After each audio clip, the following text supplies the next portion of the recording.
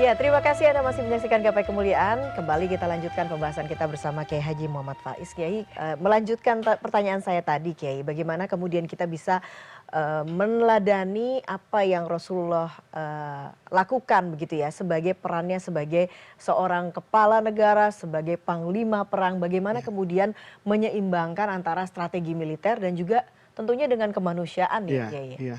Yang paling menarik dari hidup Rasulullah itu adalah kemampuan Nabi menjadi pendengar yang baik. Hmm, Kelapangan dada Rasulullah untuk menerima sudut pandang yang berbeda. Padahal Rasulullah itu bisa memveto semua keputusan. ya, Gampang banget. Kalau ada orang nggak setuju sama Nabi bilang, ini dari Jibril loh. Ini sudah pesannya Jibril loh. Udah selesai Mbak Eva. Siapa ya. yang mau berdebat dengan wahyu? Nggak ada. Kalau sudah urusannya wahyu, itu sami'na wa ta'na. Maka hal ini, itu kalau orang tanya, mana Pak Faiz buktinya Nabi itu mau mendengar? Itu adalah perilaku sahabat Nabi sendiri. Sahabat Nabi itu, kalau Nabi sudah berbicara, maka sahabat tuh tanya dulu nih sama Rasulullah, Nabi, yang tadi disampaikan itu wahyu apa logika? Lihat. Itu menunjukkan bahwa Nabi mengajarkan kepada masyarakat masa itu, masyarakat sahabat, kalau wahyu, jangankan kalian, saya pun sami'na wa ata'na. Taat mutlak. Tapi kalau ini logika pikiran, ayo kita berdiskusi. Lihat nih. Maka Rasulullah Shallallahu Alaihi Wasallam di Quran pun ayatnya jelas, fabima rahmatin minallah. Karena sebab rahmat Allah itu kepada alam semesta, lintalahum. Kamu jadi pemimpin itu yang lembut. Ujung dari kelembutan itu, wasyawirhum fil amri. Ajak orang itu komunikasi. Karena boleh jadi ada sesuatu yang disalahpahami. Begitu Iya, ketemu, kan cair. iya, Makanya Mbak Eva, kita kadang-kadang kalau telepon orang juga takut. iya, Kenapa? Kita nggak lihat muka dia. iya. Tapi kalau ketemu, kita paham. Nih orang terima apa enggak, suka apa enggak. Nah, maka Nabi itu diajarkan komunikasi yang baik. Nah, apa buktinya? Ini penting sekali. Buktinya banyak sekali. Nabi itu memiliki kemampuan mendengar dan menerima sudut pandang yang berbeda. Misalnya, di bidang pertanian dulu sebelum peperangan. Nabi itu pernah bergumam. Kata Nabi, kan kurma itu banyak jenisnya.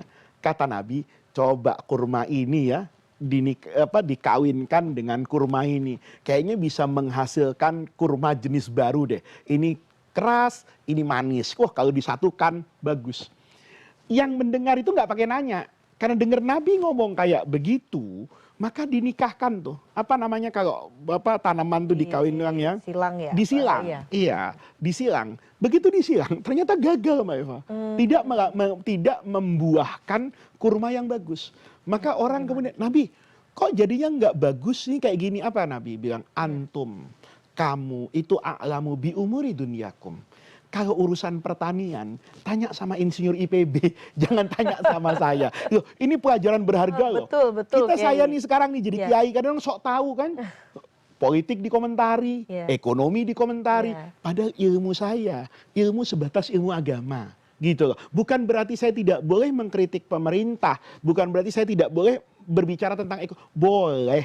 Tapi saya harus sadar diri, saya bukan ahlinya. Rasulullah itu bilang, ya salahmu, kenapa dengerin saya? Kan kamu lebih tahu. Masya Kalau kamu Allah. tahu ini dulu nggak menghasilkan, kenapa kamu ikut saya? Ya, Ini ya, kan ya. perkara duniawi. Kalau sholat subuh, rokaatnya jangan ngarang-ngarang, ikut saya. Itu Rasulullah. Rasulullah saja bisa seperti itu ya Kiai. Iya. Ya. Kenapa kita Kayak pemimpin-pemimpin kita kemudian banyak? kita menjadi telinga tipis, Iya, iya, iya. merasa semuanya bisa, nggak gitu.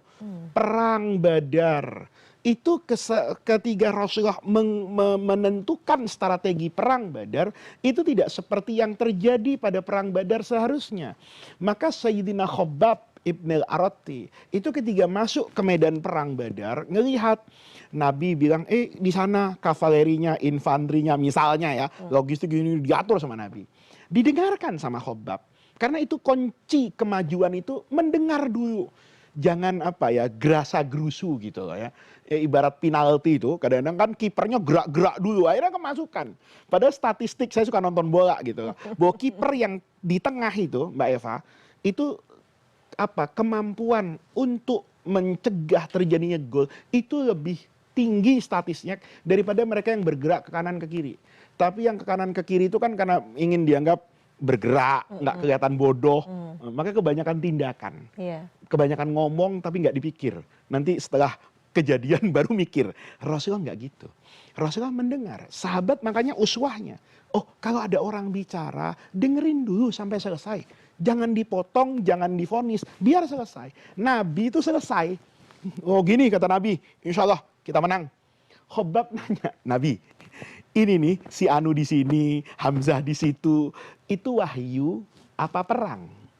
Kata Nabi nanya, maksudmu apa Khobab? Kalau wahyu, Allah Maha tahu, saya ndak tahu, gitu loh. Ya udah, ikut Allah. Tapi kalau ini perang, wal harbu khid'ah, perang itu adu strategi. Ya. Kalau ini strategi engkau ya Rasulullah, izin. Ini nggak pas Nabi, mestinya begini, begini, begini. Itu yang dari Mekah datang ke Badar, kan kepanasan. Yang dicari pertama kali apa Rasulullah? Air. Maka semua sumber air harus kita kuasai. Sehingga nanti begitu mereka sampai, mereka tidak punya akses nih. Kepada apa ini? Kalau sekarang BBM, logistik utama. Ya. Maka kita dengan mudah mengalahkan mereka. Kata Nabi, betul juga ya Khobab ya. Maka Nabi robah strategi itu. Itu Nabi mendengar. Perang Uhud, itu Nabi maunya bertahan di dalam kota Madinah loh. Tapi mayoritas sahabat waktu itu bilang, kita bawa ke Uhud saja Rasulullah. Nabi ikut kok. Soal kalah dan menang itu bukan pembicaraan kita, tapi pembicaraan kita sebagai seorang pemimpin. Rasulullah itu mau mendengar. Oke. Istri-istrinya juga gitu. Kan istrinya kan Nabi kan beda sama saya. Yeah. Kalau saya kan cuma mimpin satu istri saya.